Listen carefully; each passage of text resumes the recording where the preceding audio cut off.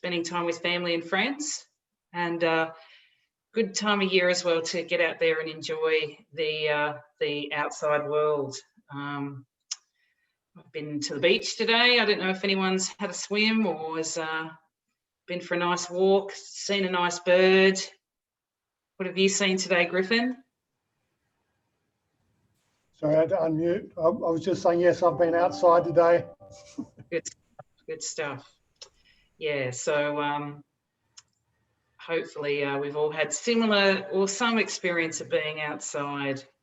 I've got some pretty cool birds around here, so I've been enjoying their time, and my neighbour's dog that seems to keep running into my house whenever I'm cooking food. So yeah, that's been my day. We're just going to give it a couple more minutes to Kim just joining us, Sam. And then we'll get started in a couple of minutes.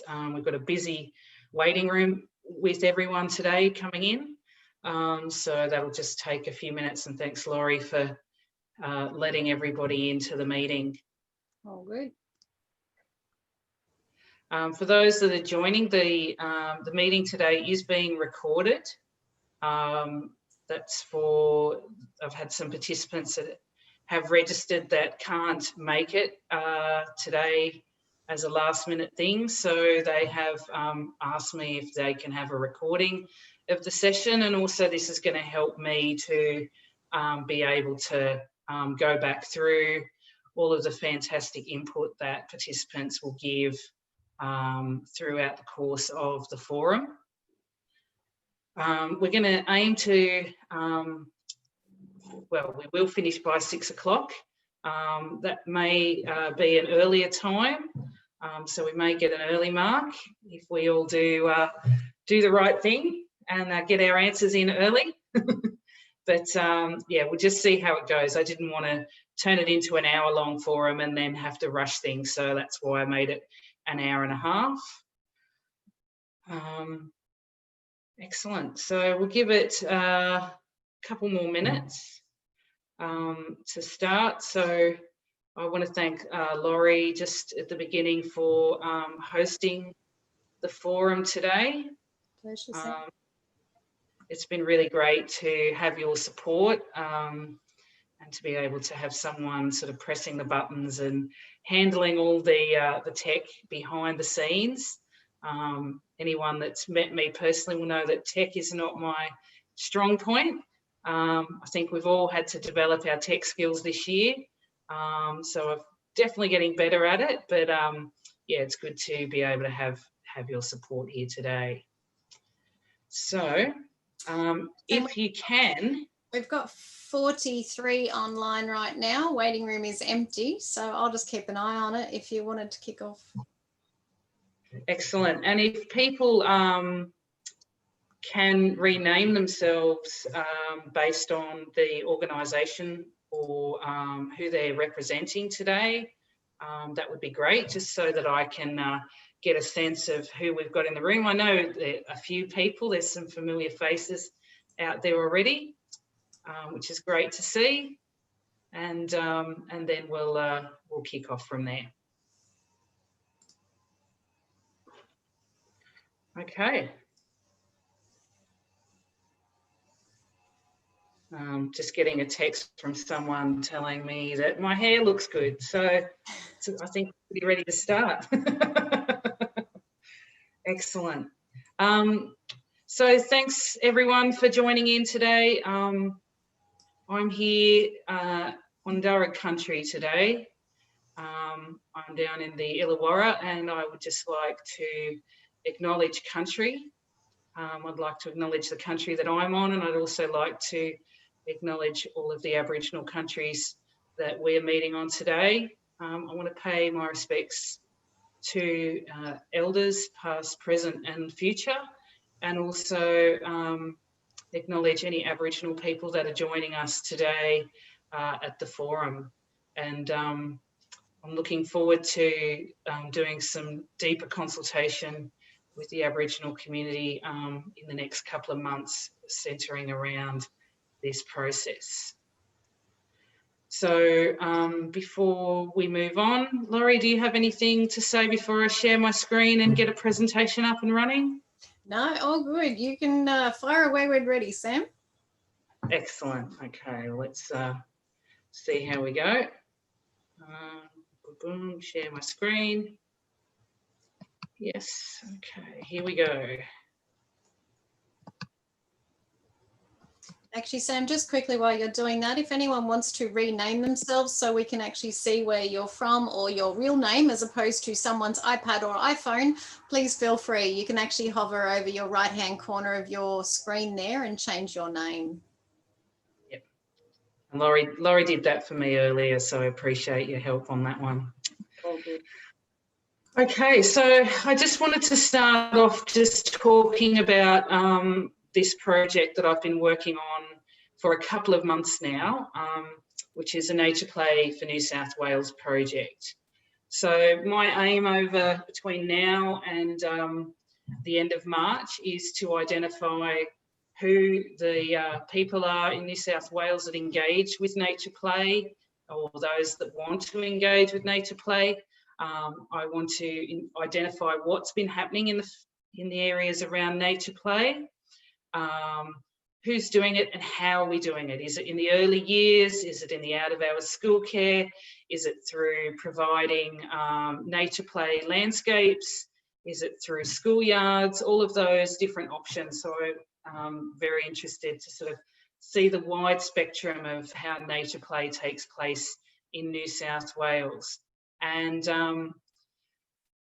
from that process, I'm going to aim to sort of look at, through a process of consultation, the best ways that we can support the growing movement of Nature Play in New South Wales, because, you know, just through our practice and through my connections with other people, I know that there are a lot of people out there across the state that are doing such great work. And there are people out there that maybe want to join the Nature Play gang but aren't sure, or just like to know that there are other people out there doing it to support what they do. So I am currently based at Centennial Parklands, which is part of the Greater Sydney Parklands agency. It's a new agency that's recently been formed. And this strategic process has been externally funded. So it's been funded by the Nielsen Foundation and the Centennial Parklands Foundation. So the money is provided for a limited amount of time, and it is ring-fenced around this process. So my role in this is as the project manager and the lead learning specialist at Centennial Park. And really, I think my main aim between now and the end of January is to just try and create and manage and facilitate the richest type of consultation that I can to get as many voices as I can heard in this consultation process, so that I have some great data and some great feedback to put into a strategic report that can be delivered to whoever's interested by the end of March next year. So there is a bit of a timeline that I've got here if you'd like to have a look at that. That's pretty much my action plan between now and the end of March next year. So I've had people that have said they couldn't meet today for various reasons, but they'd like to still be involved. For those of you that have received direct emails from me, or perhaps found out about this forum through a mail out, you'll know that there's also an online survey. I've also been contacting industry groups such as Outdoors New South Wales, the Parks and Leisure Association, various organisations, even in my own government Department of Planning, Industry and Environment, to speak to people directly and really focus those conversations. and there'll be a few more of those continuing into the new year. And I'm particularly keen in January to look at where I am at with gathering this feedback and this information and finding out who hasn't had a say and who I think may really be able to provide some good input there. So looking at who those underrepresented groups are, and then be able to move forward and get some feedback from them and hopefully some really good input into the process. I'm just going to move the square out of the way so I can see the rest of the timeline. So by the beginning of January, I'll be coming back to you all with a draft document, which will have some analysis of the consultation and the survey and the focus groups, etc. And then work with you all in looking at that information and understanding it, and then hopefully trying to gain some consensus, developing some outcomes, and then also getting some endorsement. So, you know, I've already had chats with the Parks and Leisure Association about how I can take a document like that to their board, and then they can hopefully be able to endorse that, because the aim of this process is to take a quote from a few years ago, is that I'm aiming to build a big boat and put us all in it, whether that's a boat full of logos, a boat full of people, families and parents and children, and we're all in there sort of, you know, hopefully sailing in the same direction. And then March, I'll be hopefully distributing that strategy back out to all of the stakeholders that have been involved, and then try to then get some wider support and perhaps funding to develop nature play further in the state. So there may be something in there that I've missed. You know, anyone that's had a opportunity to work in a strategic field, you get a little bit lost on things, and sometimes you may miss something. So if you think I've really missed a trick with this process, please just get onto me and say, hey Sam, have you thought about that? And don't be shy, and I'm not going to be shy in receiving any of those that information. So what I'd like to do now is to just introduce some of our my co-facilitators today. They're going to help me run some breakout groups a little bit later. So I might start with introducing Fran Hughes, who I've known for about 7 years now, and we've worked together on development, and has really been a fantastic advocate and academic in the world of nature play and out learning, particularly in the early years. So take it away, Fran. Thanks, Sam. And I'd like to acknowledge the land that I'm seated on today, and which is Gadigal land, and pay my respects to elders past, present and emerging. So we're just taking about 5 minutes to introduce ourselves here, and I'd just like to outline the growth of nature play in New South Wales in the early years sector. So the early years sector, for those of you who are not familiar, is from birth to 5 years. We think anecdotally, we've not yet done a survey in New South Wales, as has been done in Victoria, but we anecdotally, we think there are about 300 early years settings who are involved in some aspect of nature play outside their usual settings in New South Wales. And so in 2013, we established here in New South Wales the New South Wales Early Years Nature Connections Group. And we held our first gathering in October 2013, and I can see a face, Robert Benson, who is attending that gathering, and I can see lots of other familiar faces in the audience here.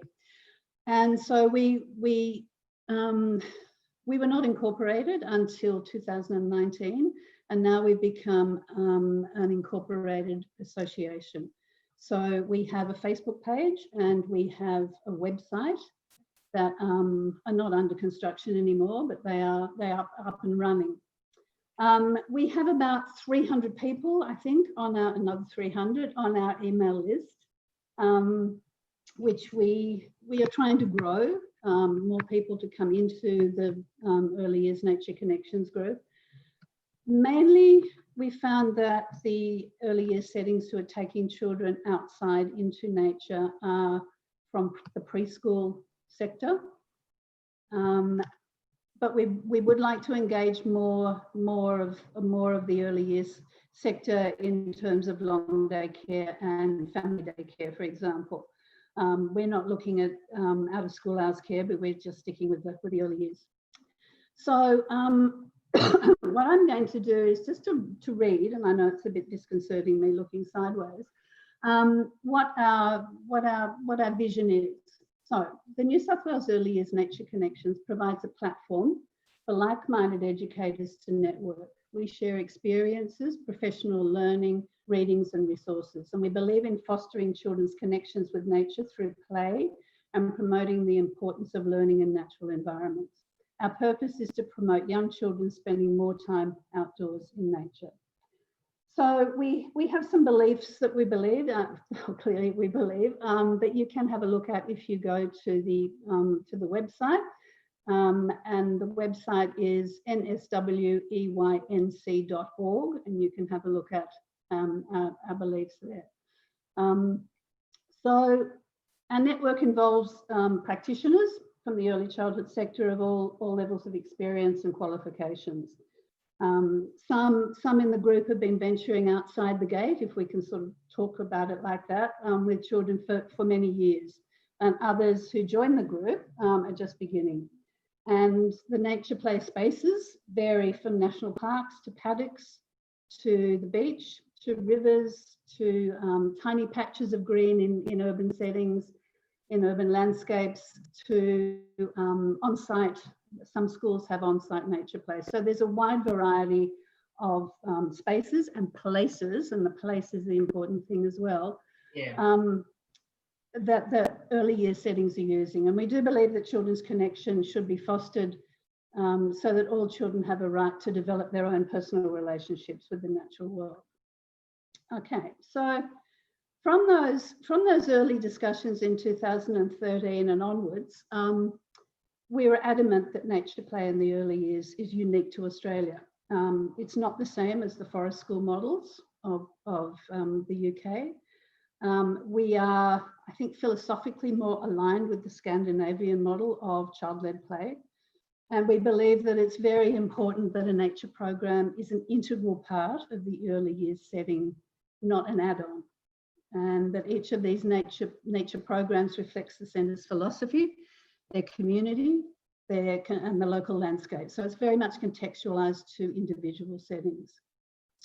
So we also believe that an approach to a nature play program must be preceded by a strong period of reflection, translation from wherever you might be gathering your thoughts around where it's coming from, and an interpretation before you do begin.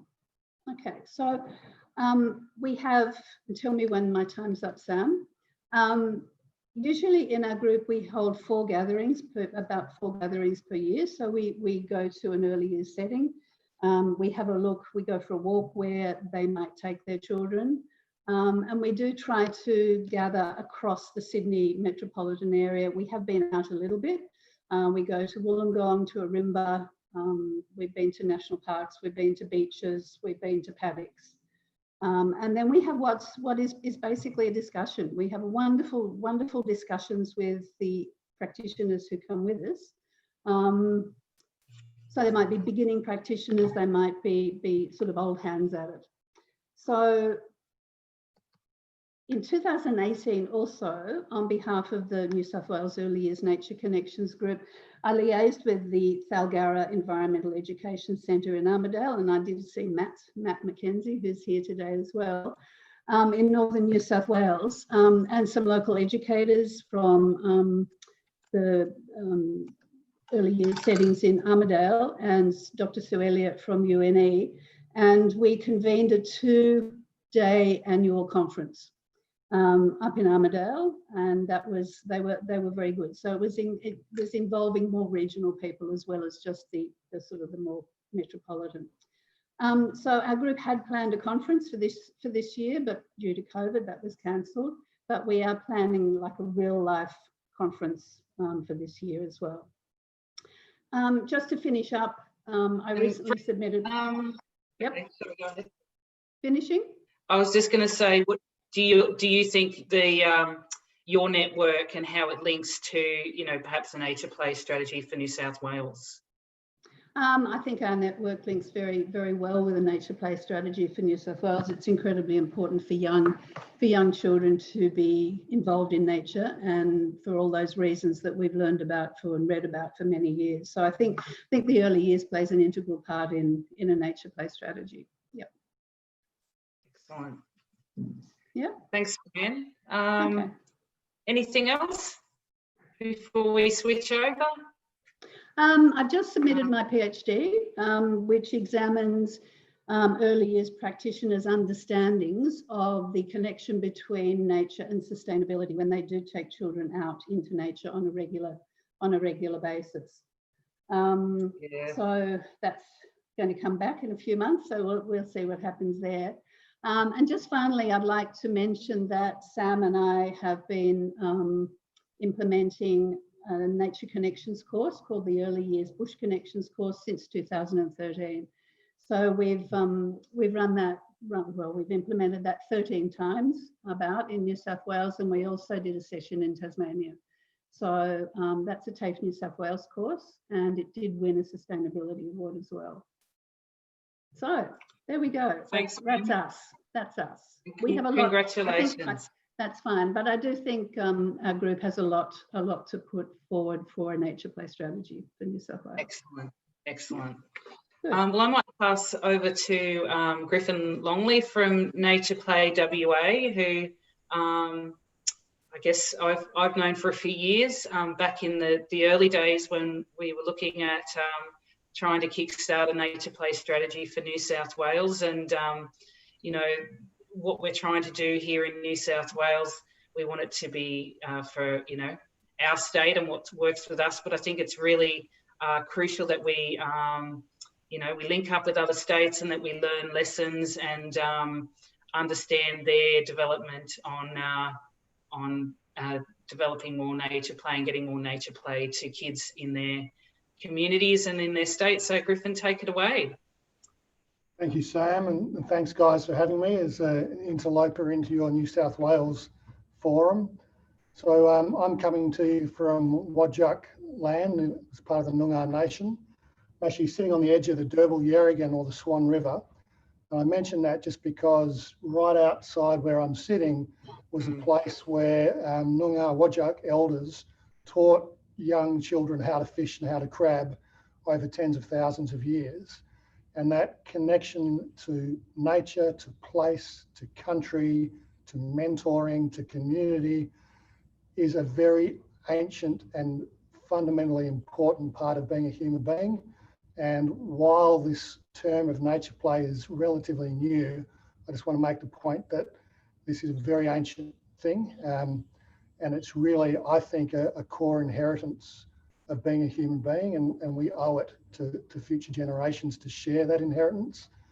And I think it's also worth noting that that inheritance is at risk. The more time we have with more and more families not making the time and the space and having the support to make that kind of play and connection in nature part of their lives, the bigger risk we have of losing that inheritance. So there's a really tight timeline on it, I think, to keep that inheritance. And I really applaud you guys for getting on and doing all the work you're doing. And it's great to hear how much is already being done. And great, Sam, that you've been able to, through your hard work, get the funding to devote some time to bringing everyone together. A couple of things I'd like to say is that, in our opinion here in WA, the nature play is a very broad church. And it's an area that overlaps with a whole lot of different sectors and different age groups. In fact, I would suggest that nature play is important from cradle to grave. But you kind of have to pick a time and a window and a market that you want to speak to. We've chosen from 0 to 12, which is an incredibly large and diverse group. But we see kids who have, you know, grown up through interacting with us who are now 13, 14, 16, 17, for whom it's just as valid, but we've drawn a line in the sand to say at 12 we stop being engaged. So I'd encourage you to really think about where you draw those lines. Something that we've done that I want to share with you that I think is worthy of bringing into your consideration is we've ensured that we've engaged in a really broad group. So our board, for example, has a director from the Department of Biodiversity, Conservation and Attractions, a director from the Department of Local Government, Sport and Cultural Industries, the CEO of the Local Government Association, West Australia's leading paediatrician, and industry players. So we've really, when I say industry players, outside of the nature play industry, so, you know, even miners, lawyers, we've got sort of a half of our board who represent and are custodians of our mission, half of our board who are really there for the skills. But I think bearing in mind that as important as nature play is in education, and it absolutely is, we've also got the CEO of the Australian Primary Principals Association on our board.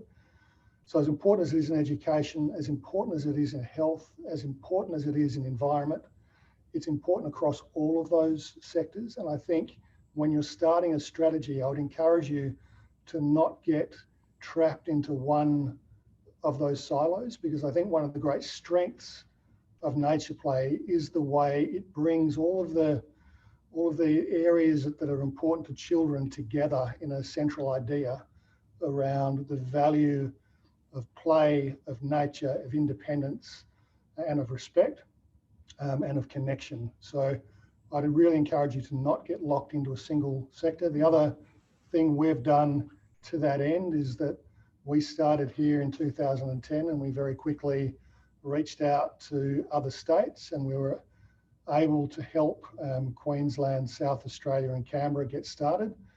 And we've done that in a way where we share a brand and we share each other's work as much as we can. So rather than being a small collection of heads in one spot, we're a small collection of heads in multiple spots, and together we're bigger and we're able to coordinate and do things together.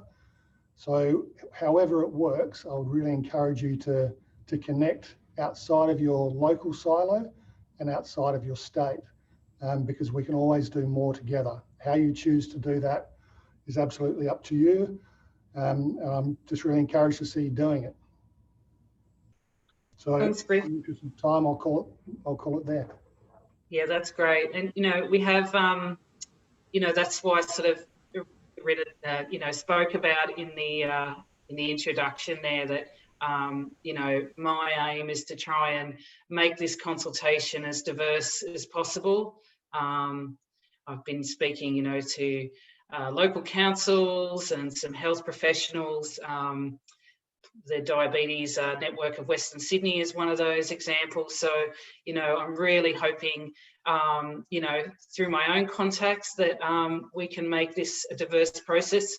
And I'm also relying on, you know, people that have joined in today to make those links, because, you know, I'm one person. I'm a little person that works in a park in the middle of Sydney. And so, you know, I do have like my nature play crew out there that I can rely on, but, you know, I know that just by looking at the attendance list today, the reach that we can have to, you know, bring people together through this. So, yeah, it's great advice. Thanks, Griff. And, you know, it's great to see the work that all of the states have been doing in this space across Australia. So I'm just going to chuck it over to Laurie now, and she can talk about her role and Outdoors New South Wales, and yeah, let's see what their links are to nature play and outdoor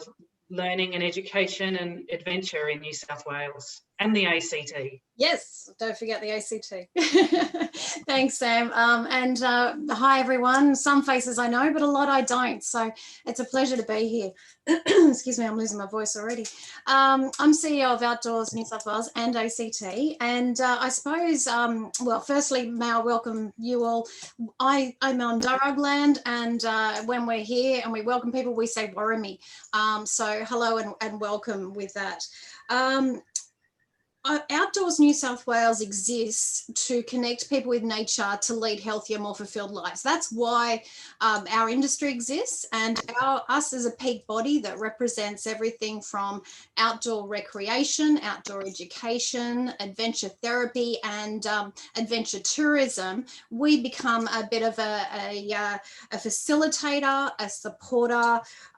We remove barriers to participate, and I suppose we do that in partnership with our membership. So that's why I'm here, because Sam rang me and said, this is what we need to do. And I said, great, we need to get this done. And that's pretty much why we are here. I suppose people call me the cat herder in a lot of ways, but what we actually do is make things happen. So as a peak body, we stand up for what the industry needs and wants as we connect them to more people to participate in the activities in the outdoors. We're all socially distancing really well today, but what I'd really like to emphasize is that we should be distancing socially. So please use the chat and introduce yourselves and get that conversation going, because the power of these opportunities is really connecting with each other. Like Griffin said, we've all got amazing minds and amazing experience, and it's the interaction socially, although we're distanced apart, that we can really benefit from each other. So I encourage you to do that. And we'll also, as per the chat, we'll be recording this and putting it up onto the YouTube channel so people can watch back a bit later. One thing that's come about for me, and I suppose I'll declare right up front, I have little knowledge about nature play, but I understand the importance of it when it comes to the progression of people through the industry.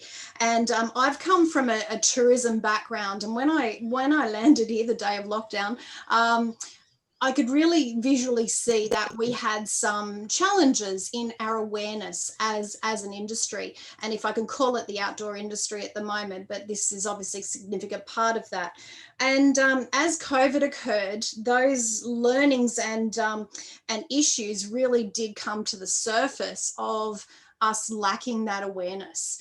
And certainly as I started advocating for school camps to return and different aspects as we came out of COVID restrictions, I felt like I was starting from scratch in educating people that there was this thing called the outdoor industry.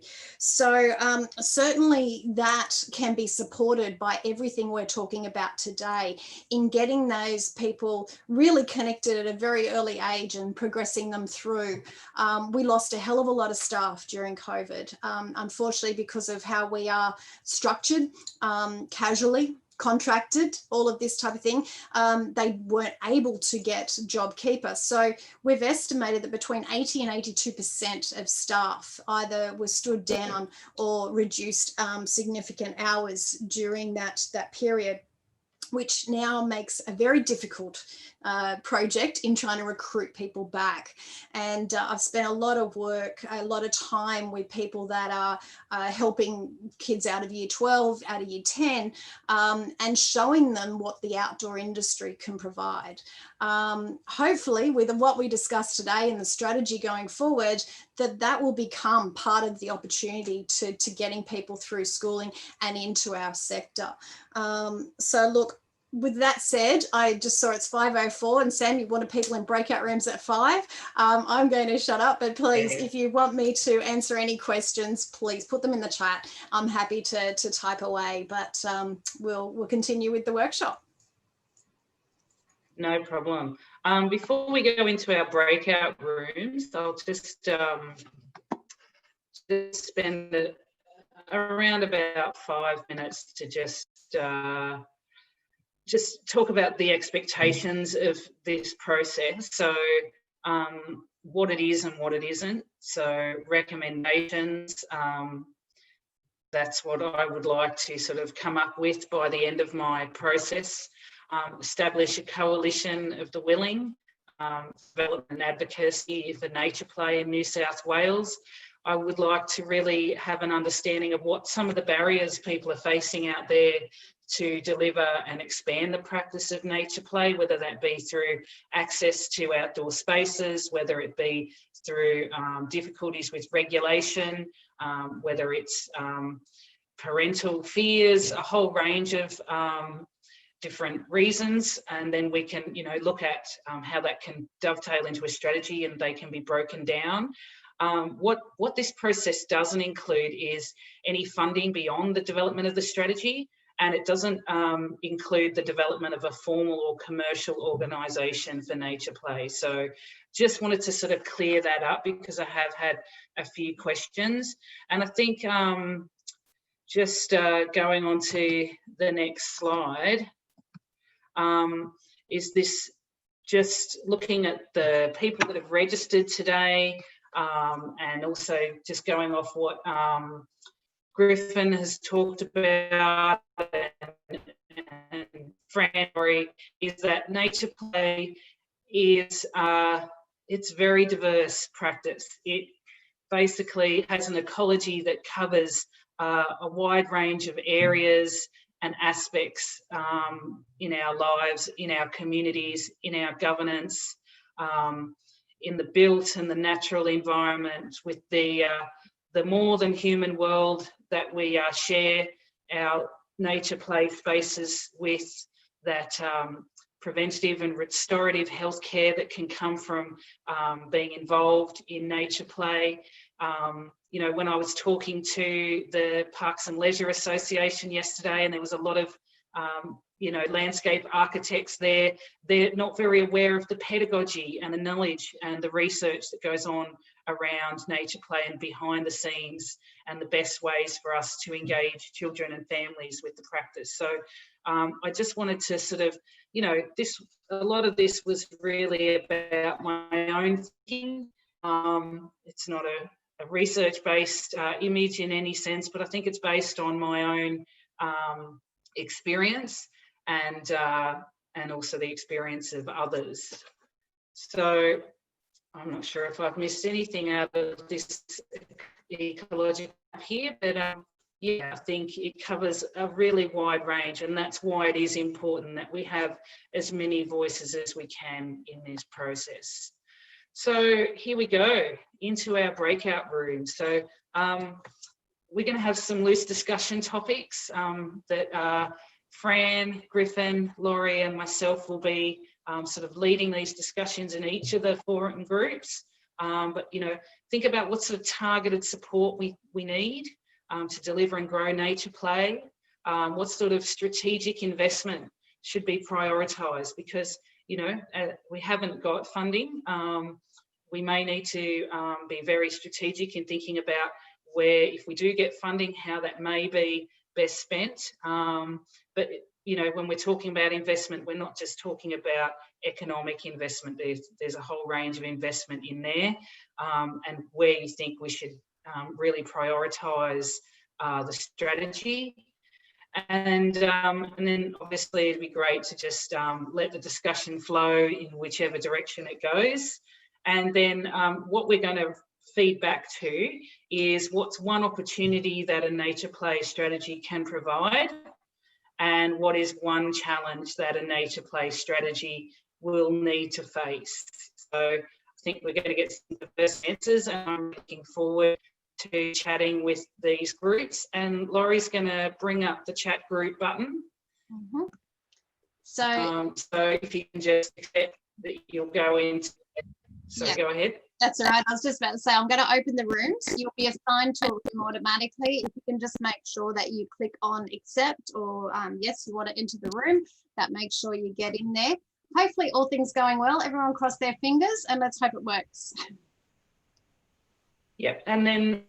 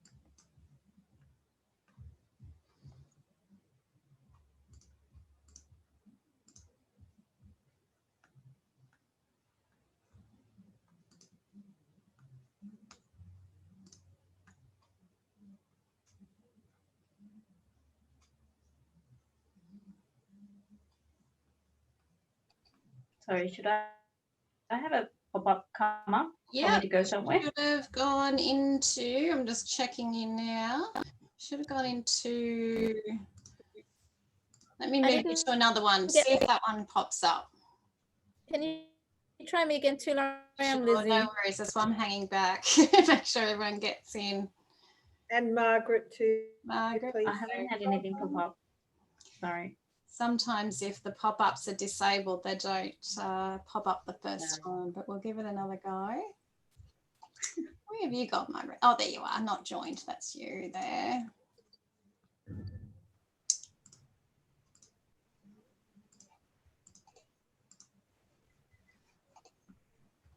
And Amanda too, Laurie. Hi, Amanda. Sorry. Hi. How are you? I'm well. Just singing in the background here. Good. We'll catch up with you soon. Hopefully that worked. Yes. Hi, Laurie. It's Jules. Hi, how are you? But I'm on a. Hi. Good. How are you? I'm on the phone though, so I don't know if I'll be able to be part of the chat rooms. Do you think the breakout rooms? Yeah, okay. It still works on the phone, so you'll just be able to hear it. That's all. So let me try you on. All right, that's good. Breakout 3. So let's give it a go. Thank you. All right. Alison. Sorry, Laurie, I still don't have anything. Oh, okay. No, I mean, Interesting. Let's try that one. See if that works. I'm still not anywhere either. Wow, what is going on with your Create our own group. Okay, we did say fingers crossed it was hopefully going to work. So But, maybe we should have a Lost Souls breakout room. I'm so, you know so what? pleased it's not just me. We This might be our breakout room. Yeah, this might be our breakout room. So that might actually work. So we might, hopefully, I can't get into the other room now. So they might be hopefully discussing in between themselves what those challenges are. But let's keep our group here then, and we'll work through it here. So if you remember, the questions is about targeted support in needing to deliver and grow a nature strategy, nature play strategy, and what sort of strategic investment should be prioritised to grow and support nature play. Has anyone got any thoughts? And I might bring some of these people from number 4 back to us.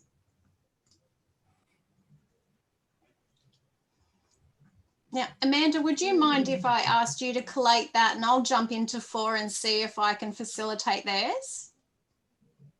Oh, yeah, I'll just take myself off mute. And can you just read out the question again? Yeah, sure. Well, literally coming back to the group, we just want to know what one opportunity is and one challenge is going to be. But to get you started, it's about what sort of support do we need, what investment we might need. So to get to that point where we've got an opportunity and a challenge. Okay. Thank you. All right. I'll see you in a bit. I don't know. Hi guys, sorry. I got caught up trying to get everyone into a room. No worries, Laurie. We already got self-organized and start. You have a minute taker. Amy's taking minutes. Love your work. Okay, that's great. So we've got a 5th room that's just been set up. So cool. They're helping themselves. So look, if you're on track, keep going. I'll just sit here and listen.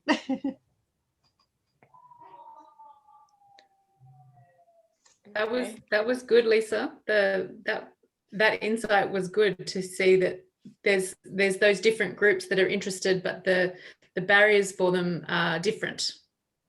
Yeah. And that funding, having a consistent source of funding, would be very helpful, because the knowledge and the existence of that expertise is obviously there, but it's having the access to funding that can roll it out to people. Is that what you mean?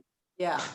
Because often we find the early childhood centers, especially this year, they don't have money to pay. So we actually work on a pay-as-you-can basis, but they mostly can't pay very much. So whether it's like little grants to early childhood centers that allows their whole staff to take a course, or I don't know. And it's sad to like get to money right away, but that's kind of. I think for us, I'm at Paddington, so we have a nature. We do like a bush kindy or a nature play program, 2 to 3 times a week, and we are finding, I guess, as we've grown over the years. I did the backtracking. I did the Bush Connections course about 6 years ago with Fran and Sam. So you sort of have some knowledge, and then you, as the years go by, you develop your own, I guess, pedagogy, or, you know, the more you do it, the more you learn.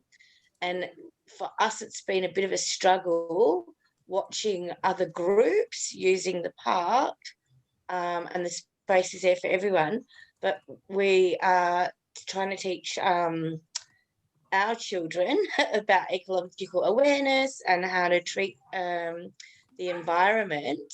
And even like today, we had a group in front of us crossing the road, like we waited, left space, and then a group sort of behind us picking things off trees while we're telling our kids not to, you know, like, so it's like, how do you how do you have a bank that knowledge, like Lisa was saying, because there's so many people that are aware of all different levels of nature play. Like, we're happy that kids are getting out and centres are doing it, but you know, that how do you get more awareness, or what would funding do for that? Yeah, I'm sort of mixing up my words a bit. Can I? Hi. Hi. Can I just back you up on that? I think, and what? So I'm Kim Randall. I'm actually retired at the moment, but I was the education coordinator for National Parks and Wildlife for about 7 years. And I worked a lot with people here, but with Sam, and I guess took it on as a project within our team to get Sam to train our Discovery Rangers in nature play. And Amanda as well, who's Lloyd, who's got a PhD in that sort of stuff. She did training with and program development with our National Parks and Wildlife educators. And so I absolutely agree that, to me, that was so fundamental to get someone like Sam and someone who's a really good educator to educate other educators. But then I guess what I'm thinking is you also need that level up. I took it on because of what, as a previous educator myself, I just went ahead and developed the program, but I think we need government departments, Department of Education, National Parks, Environment, Early Childhood, all those other agencies to understand and value the importance of nature play. And so that's what we need to know as well, so that then they can provide the funding and the policies. Yeah, can I just concur with Kim there? I work with Sam at Centennial Parklands, and I just really feel like we need it integrated into policy, into the curriculum. Like, I'm thinking the big picture, and I know that we may not, that's a hard thing to influence, and this is not an easy solution, but I work a lot with schools at the moment, and I'm trying to engage them, and I kind of sneak in nature pedagogy, but it's not part of the curriculum for the high school stages. I just think it needs to be integrated into the school curriculum throughout all the stages, and just into the, the institutional and government frameworks, just to kind of normalise it and make it, rather than an add-on or something, if someone has an agenda to get it in with, that it's just part of what we do for these evidenced, researched reasons. I'm thinking big picture, behind the scenes, policy and procedure, and just integrated into the school curriculum as well as government policy. Dindy, that's it's really interesting, because I think, and that's following on what Kim's saying, that's exactly what I've noticed. I'm not in nature play at the moment. I used to work with Dindy at Centennial Park and Sam. I run a youth mentoring program, and you'd think with a mentoring program that there'd be a value on doing that outside and using the nature space as a way for mentoring, but it's not at all valued or seen as even an option. And I've tried to bring the nature pedagogy into some of my sessions, but it's just not. It's trying to show others what nature can provide in terms of the development of these kids and the mentoring experience, and just in whole to the schools that I work with, they don't go outside. They're always in the classroom. It seems to be that the outside area is just not even thought of. Hi, it's Pauline here. I just want to add to that, Rhiannon and Dindy. I work for Network of Community Activities, and we're the peak body for outside of school hour services. I think a lot of our school environments are quite woeful when it comes to nature play. But I wanted to go back to Dindy's big picture thinking. And I think there is power in organisations coming together. And I guess what I would like to suggest is that we build an alliance of people that are committed to promoting and valuing nature play as essential to children and access to nature. And from out of that, I think you get the policy and you get the shift of thought. And I guess one thing that we've learned through COVID is everybody is now meeting virtually. There is a lot of ways that we can promote it through virtual platforms. And I know that Network was involved many years ago when we were talking about with all the other states about how they set up their nature play. And this must be about 10 years ago. And through that process, we set up a website called Children in Nature New South Wales.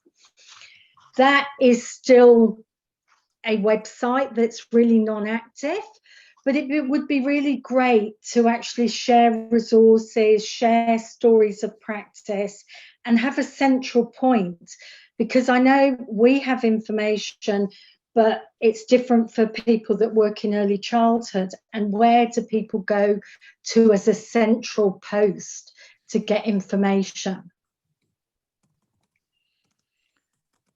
I totally agree with that, Pauline. I think that it would be really good to have a statewide network.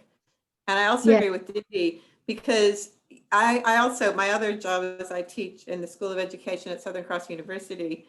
And there, the policies around environmental education are woeful. There's been nothing since the early 2000s. Like literally the sustainability schools, documentation, anything. It's shocking. And so I think, number one, getting a statewide network, and number two, having a subgroup that's working on reinvigorating some sort of educational framework that then you can go in and hand to a principal and say, this is what has to happen, would be really, really good. The other thing, just to add to that, I think there has, and I know that all of you would know this, but there is certainly, our organisation is hearing hugely about children's behaviour. And I know that that's been a huge issue, throughout COVID. Children have not had a normal year and have been less engaged with outside. I mean, one of the things that I actually had to say to the New South Wales Department of Education for our services, stop talking about indoors and navigating COVID indoors. If we get children outside playing, everybody becomes COVID safe, because there was this whole emphasis on what you do indoors. But for me, it was like, let's get the kids outside.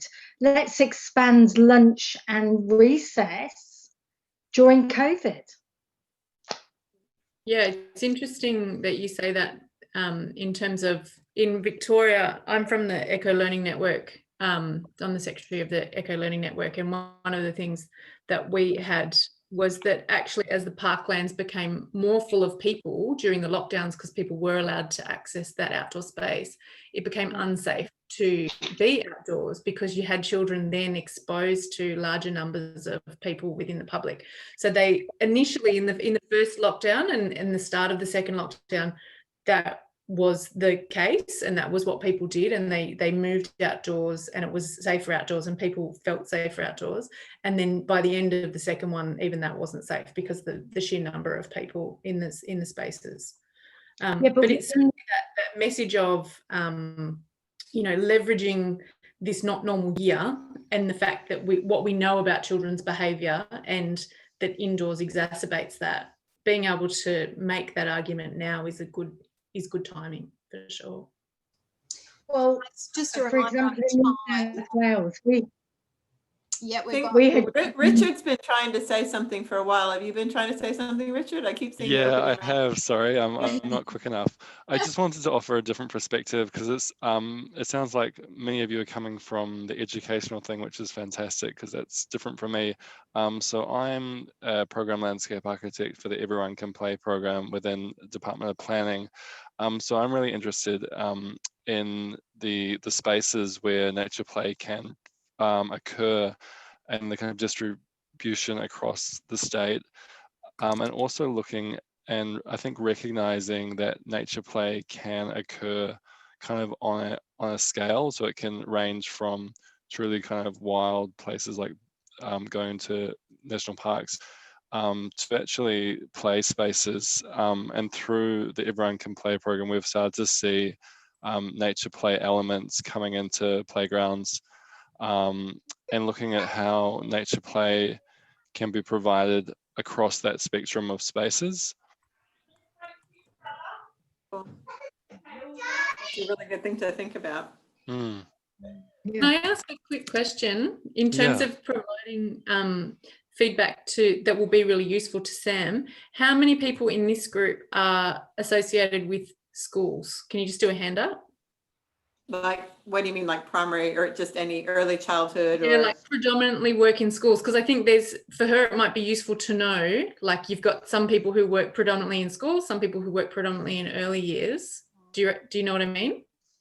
Guys, you've got around 5 to 6 minutes, so try to have a look at your opportunities and your challenges. I'm going to leave the group and just check on the others to make sure everyone's on track, and I'll come back to you. All right. And yeah, Amy, I think they're collecting that information via the survey as well. So and any program that has got up and running has had its obstacles, but there's been so many to flourish. So Fran spoke about the New South Wales Early Years Nature Connections group, and I'm the secretary of that incorporated group, and it is really a group becomes, and I do think that councils have a great space in place to be able to advocate and create areas within their local government area to make nature play possible, I suppose. So working with land care, for example. But if you have a local government which is involved in that, then it makes life a little bit easier. So getting community workers from council to jump on board would be beneficial, or could be beneficial. Sorry, guys, just popped in to see how you're travelling. I think we're pretty good. Okay. We've got a nice list of challenges and opportunities. So yeah, I think. And if there's anything that's sort of burning with people, just get into the chat room and put it in there, or I'll have my email address at the end as well. Cool. I'll jump out and I'll give everyone 60 seconds to wrap it all up. See you soon. Okay. I'll make one more point that just relates to something that Margaret said. And sorry, I know I'm jumping in and having two rights here, but although my parents I can go out because I have parents and I live in we're working in an area where parents can do that, especially this year because they might be working from home. But I can type all the story park stories I like. I can put in all the quotes from all the authors I like. the change in parents' attitudes happens when they come out that gate with me and see what happens in the park. And that's the feedback I get from them. I get, parents might type back in Story Park, that's so lovely, thank you, Alison. But the things they say when they come back are, that's so important for the children to do. Thank you so much. That's been the best time I've had all week. It's when the parents see it that they get it. All right, guys, you got 60 seconds to wrap up. How are we looking?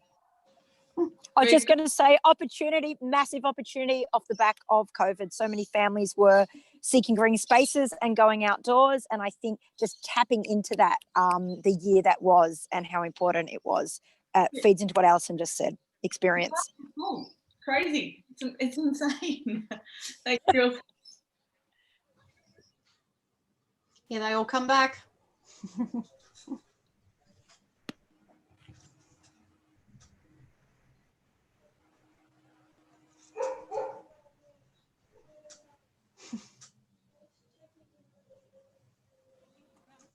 You're muted, Sam.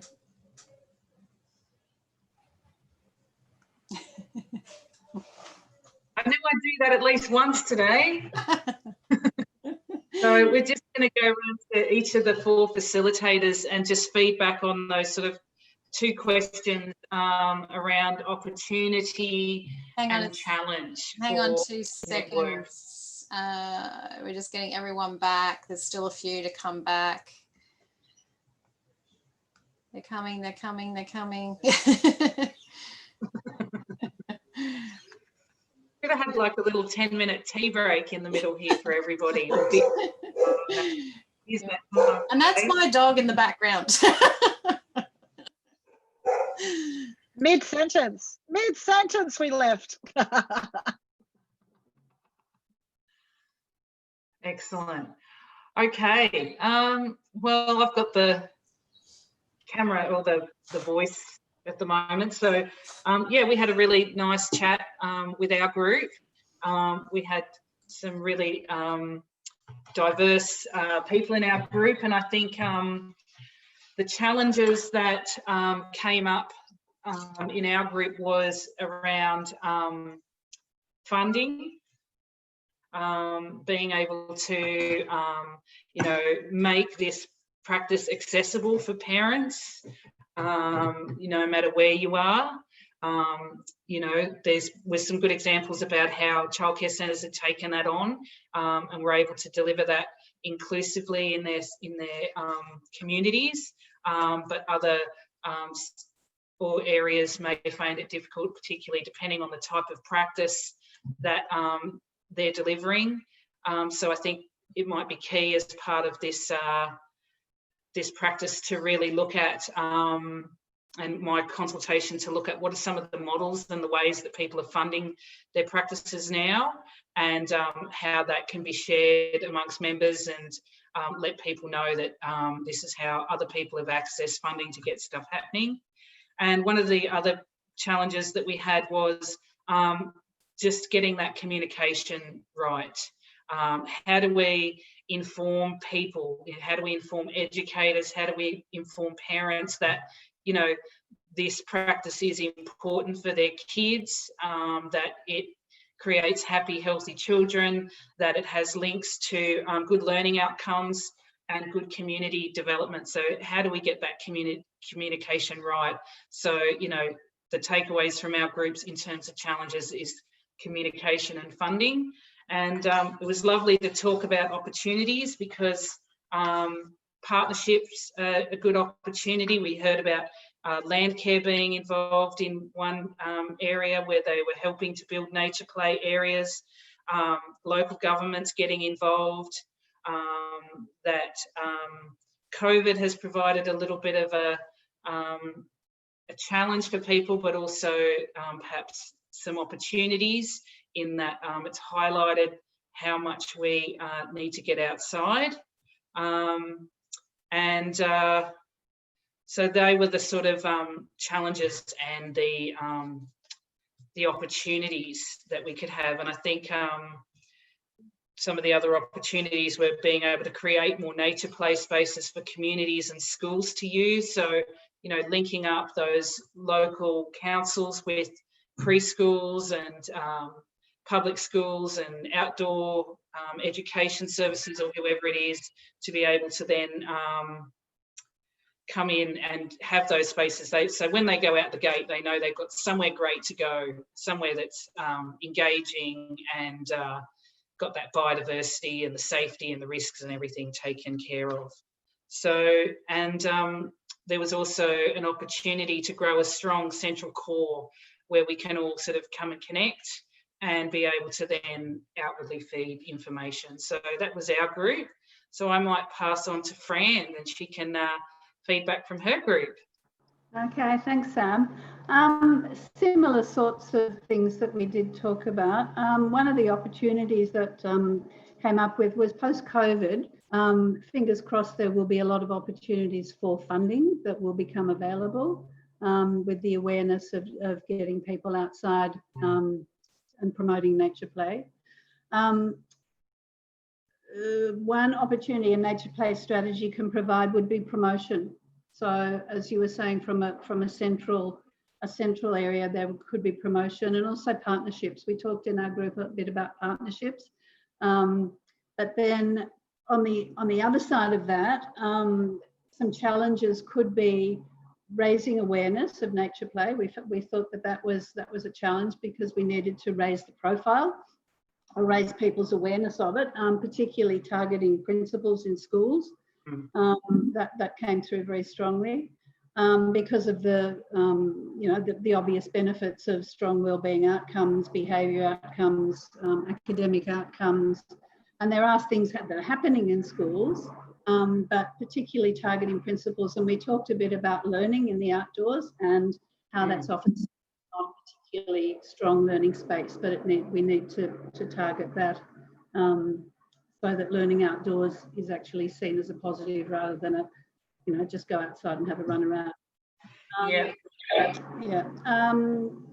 Another challenges that we thought was that perhaps if we're all working in silos, we do, and that what you said, bringing together and having a targeted approach. Another challenge is that often people working in this space are working as volunteers, and you really do need champions, and when those champions run out of steam, you need to have like a succession plan and not overwork the volunteers. And then very strongly came through around the commodification of nature play. That it does need to be child-led play, particularly in the early years. We need to be scaffolding global sustainability. We need to be also targeting accessibility for families as well. I think that was about it from us. Fine. So basically raising the awareness to the general public. Thanks. Okay, thank you. Let's go to Laurie and your group. I had the easiest job in the world. I just played facilitator of setting up the rooms, and I had my beautiful predecessor who set up one area. So Amanda, did you want to touch on your group, and then I'll go to the other group after you're done? Yeah, thanks, Laurie, for that fantastic farm. It was hilarious. No problem. From 8 months of no work to a scribbled page of mess. But what I can say is that anything that Fran has already touched on, and any of the other groups actually, is exactly what I've written down here, which I know I've spoken to many of the people on this list in the past, and a lot of us have the same ideas. One of the things that hasn't been said and that came out right at the end as like a culmination of our discussion was that a support network for all the different variants of nature play to advocate would be really helpful, like the EC model, but for everyone. And I think there's been, the words I've highlighted here are funding and making sure priorities of nature play are articulated, raising the profile, collaborations and grants, changing parents' attitudes is an opportunity. And we've got COVID very much in the opportunity column. So exactly what the others have said, pretty much, but that goes to show we're all on the same page. Yeah, There was a great comment from someone in our group about the difficulty that early childhood centres are facing with their funding during the COVID situation, and how that would also probably need to be addressed, because the people that own those centres and run those centres are really struggling. So there's opportunities and difficulties as well. So excellent. And the other group was Amy. Amy took control and she did this beautiful Word document and tracked it all. So I'll hand over to Amy. I can't share the Word document with you, but I'll send it to you, Sam. And I just tried to describe what people were saying. There's not a whole lot there that I don't think has been mentioned already. But the real big thing that came through was that the expertise and the experience and like the contribution from this group is already so kind of high, and everyone's kind of already there. It's really about taking that next level up step and embedding in kind of curriculum and connecting to policy and those levels that kind of go across, because you've got this amazing group of people who are already, you know, they've got the pedagogy, they've got the practices in place, they've done the training, and they are those champions. It's about how do you then kind of leverage and capitalize on this exact sort of space and time to create that next step. Excellent. And I think certainly we saw that the opportunities were creating a statewide network that brings together the early childhood schools and then people like landscape architects and planners who are also interested. That the barriers are different for different groups, and that once you get across that value, that becomes an opportunity as well. It's a barrier, but it's also an opportunity. Yeah. I'll just throw in that we also said that we need to rewrite policies. They're all way too old. They're from the early 2000s, all the, you know, curriculum policies and sustainability policies. And it's really time to redo that. Yeah. And I think I'll talk a little bit about this in a second, but, you know, we have to be, you know, realistic with what we can achieve, and that we have to be able to do this in an organic way, so we don't try and bite off too much at a time, but, you know, take small bites and get to the centre from there. Okay, Griff, what's going on in your group? Thanks, Sam. So once again, a lot of the same themes came up for us. One thing that I noted in our discussion, and also what other people have raised, is that the opportunities and challenges are kind of the same things. It's the absence of appropriate policy is a challenge, and the opportunity is for a group coming together to start working on that policy framework. A problem that was identified was leadership in schools and centres, which has been raised before, but, you know, sometimes leaders being obstacles. Again, though, that's also an opportunity, because if we can win those people across over time, there's enormous opportunities to be had there.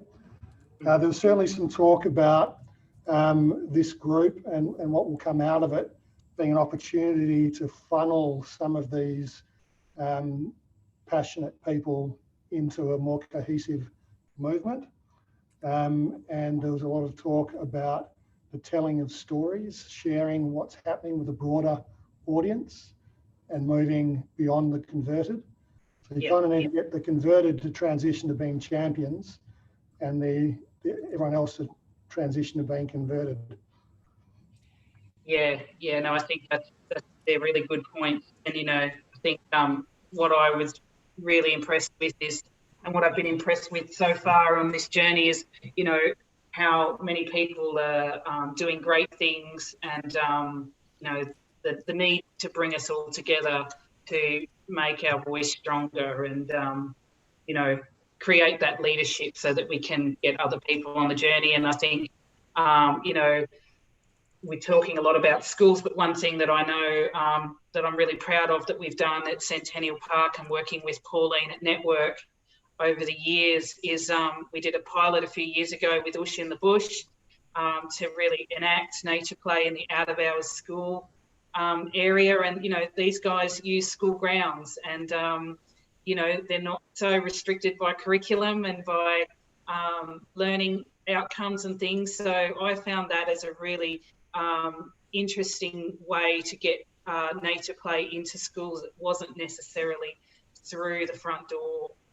And, you know, we're still delivering that program now. And I know that through that pilot, there are a lot of out-of-hours school care centres that are doing that. And hopefully we can, through this process, bring the out-of-hours school care movement in as well, because I think they are people that are connected very strongly to school principals on a regular basis and are able to hopefully influence that process as well. So let's I'm just going to bring my screen back now, and I've got all of those things captured. I guess what I'd like to sort of talk about is what's going to happen next, and if we are going to form a network. And I think we've got to point number one quite easily today, which is determine the need through this consultation process, that there is a need for a network. I think the next challenge is we're going to need to look at what resources are available. Who are these key people in this group today that may like to get involved in helping to move a network forward?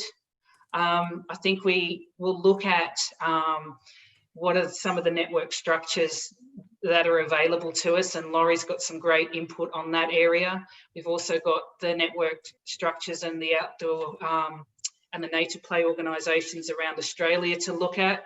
We've also got the Victorian model, and someone has also mentioned the Children in Nature Network in the US and the juggernaut that they've become over the years. But there may also be network structures that have been really successful outside of education and nature play that we can look to. From that, I think we look into building a network once we know what we think is going to work best for us within our resources, establish what outcomes we'd like to tackle. And I think, you know, that conversation that we've had today has been really key for that. Already we're starting to see patterns emerging around promotion, around training, around access to spaces, around getting the right message out.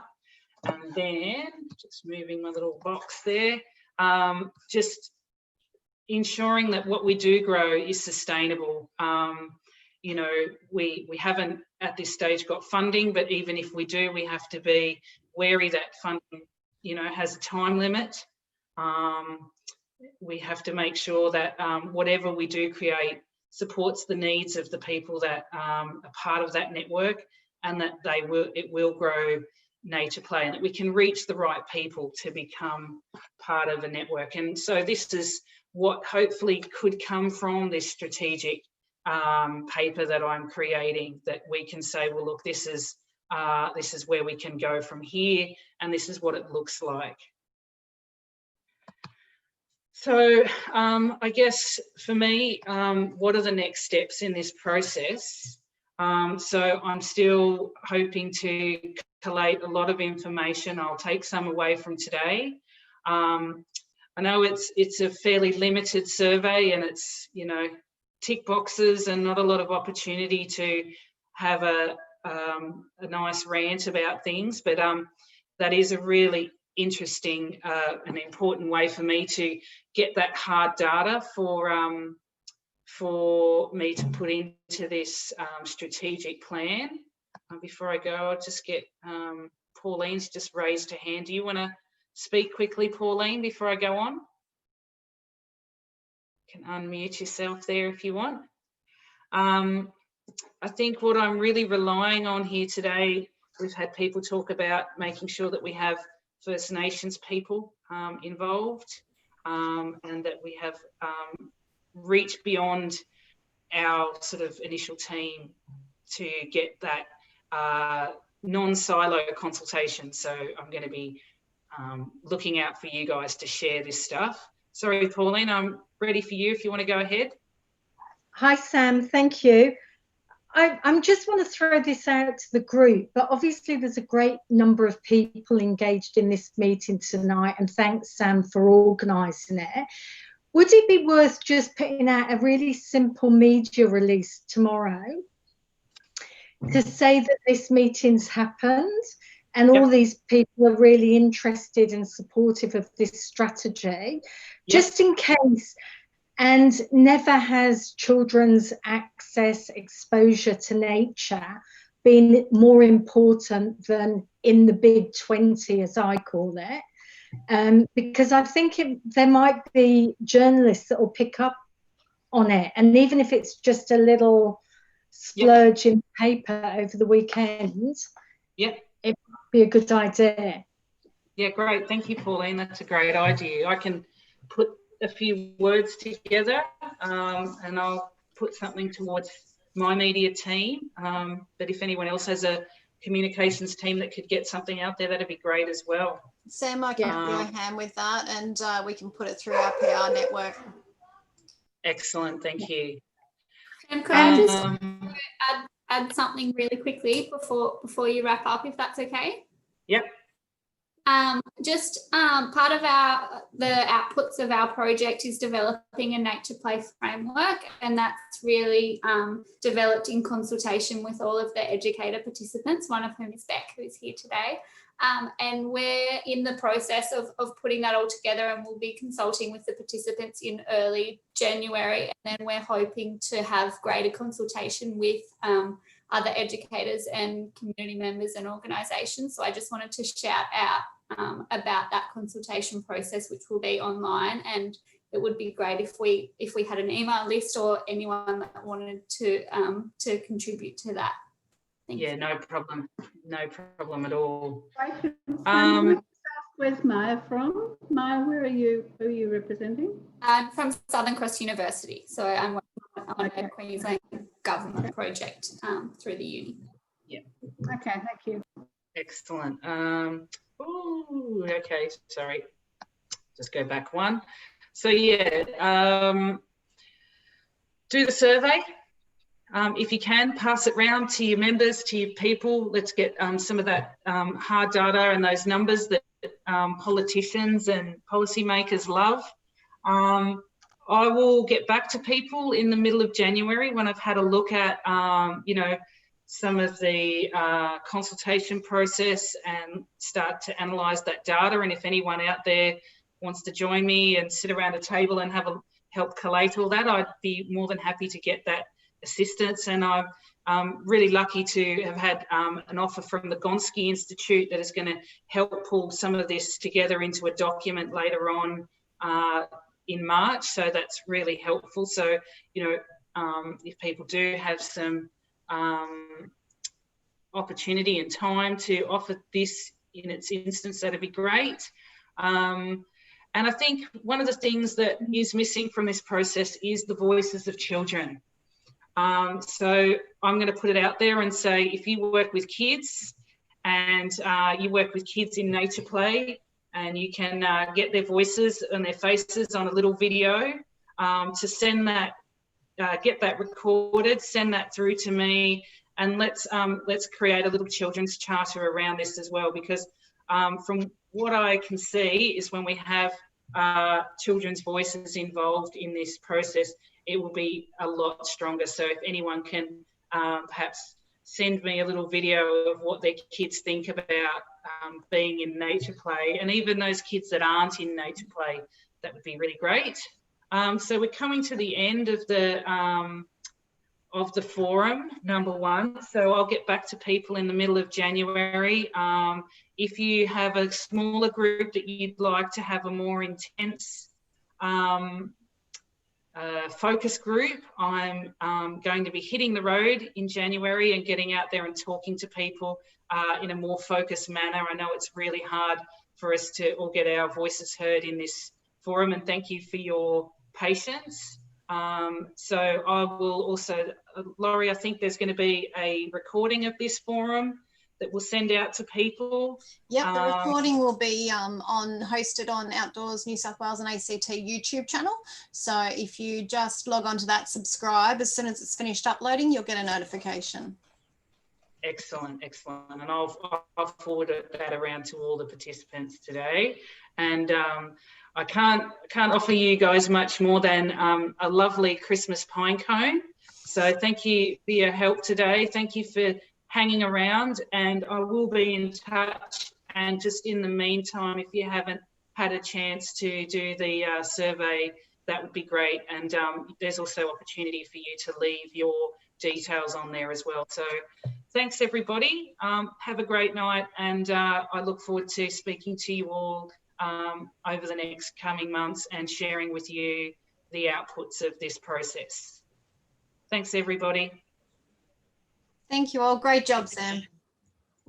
Yeah. Thank you. Bye. Thanks, everyone. Happy holidays, everyone. Bye. Have a great break.